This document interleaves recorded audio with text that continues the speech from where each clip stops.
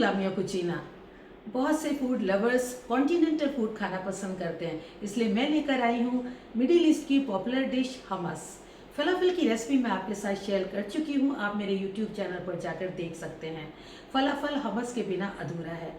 ये वो डिप है जो आप किसी भी चीज़ के साथ यूज़ कर सकते हैं।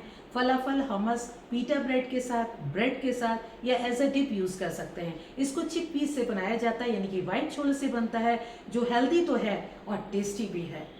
आप मेरी वीडियो को आप एंड तक देखें और कमेंट्स करके बताएं कि मेरी वीडियो आपको कैसी लगे।